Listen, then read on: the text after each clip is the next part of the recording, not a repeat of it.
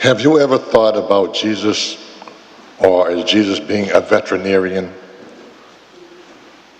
This came to me because one of our granddaughters just graduated from vet school, and I wondered how many of us have pets and how we are concerned about their health and comfort and safety. Yet we let them out at times and hope they come home without too many ticks, fleas, or scars from encounters with who knows what. Well, Jesus is not a vet, and we are not animals. Jesus is the God of love, and we are the recipients of that love.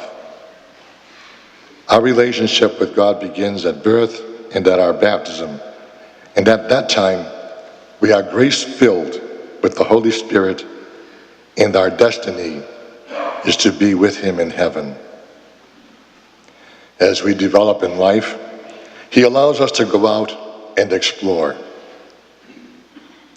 And it's while we are exploring that we can get lost.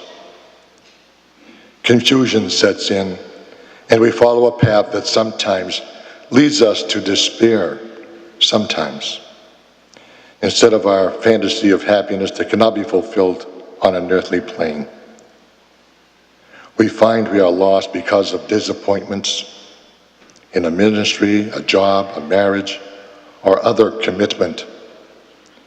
We may find ourselves caught up in a sinful pattern of behavior and are embarrassed by our failures.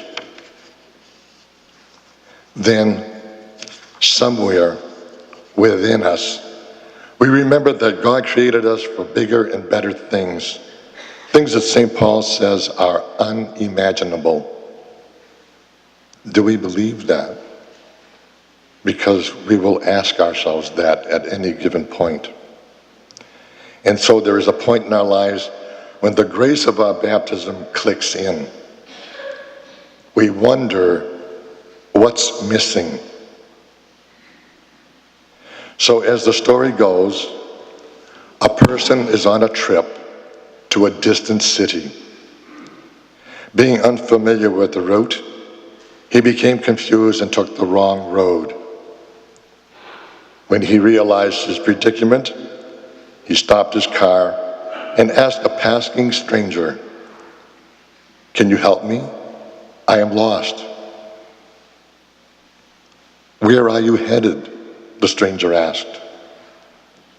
"I'm going to Bangor," the traveler answered, to which the stranger replied, "Then you are not lost. You know where you are going. You just need directions." This evening we gather around the table, and we must remember that we are not lost. God the Father is among us.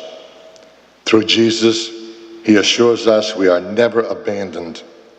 We know where we are going, but at times we need to admit we are lost and have to ask for directions. May we continue to grow in His love, peace, and joy.